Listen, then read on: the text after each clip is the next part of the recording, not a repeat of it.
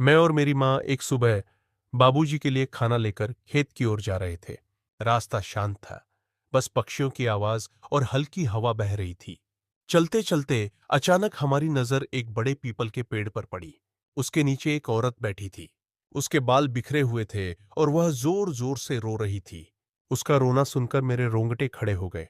माँ ने मुझे हिम्मत दी और बोली, चलो देख लें, शायद किसी की मदद करनी हो। हम दोनों उसके पास पहुंचे। जैसे ही मां ने उससे पूछा कि क्या हुआ, वह औरत अचानक उठ खड़ी हुई। उसकी आंखें लाल अंगारों की तरह चमकने लगीं। चेहरा भयानक रूप में बदल गया। वह और कोई नहीं बल्कि एक चुड़ैल थी। उसने मां का हाथ पकड़ा और जोर से खींच लिया। मैं डर के मारे कांपने लगा। चुड़ैल मां को अपने पास खींचते हुए भयानक हंसी हंसने लगी। मैं किसी तरह हिम्मत जुटाकर वहां से भागा और खेत में पहुंचा। मैंने बाबूजी को सारी बात बताई। वे तुरंत मेरे साथ दौड़े। लेकिन जब हम उस पेड़ के पास पहुंचे, वहां कोई नहीं था। हाँ चुड़ैल, न मां, सब सुनसान। डर और घबराहट से हम दोनों भागकर घर लौट आए।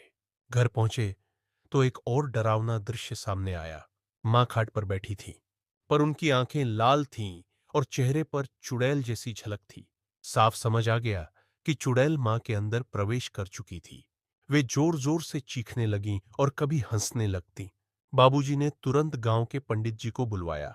पंडित जी आए और उन्होंने पूजा पाठ, मंत्रोच्चार शुरू किया। घंटों तक हवन और मंत्र चलते रहे। मां चीखतीं, तड़पतीं, कभी रोतीं तो कभी हंसतीं।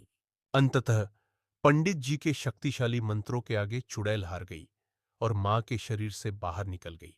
कुछ ही देर बाद मां शांत हो गई। उनका चेहरा सामान्य हो गया। हमने चैन की सांस ली। उस दिन के बाद से मैंने जाना कि डर कितना भी बड़ा क्यों ना हो, विश्वास और साहस उससे कहीं ज्यादा शक्तिशाली होते हैं।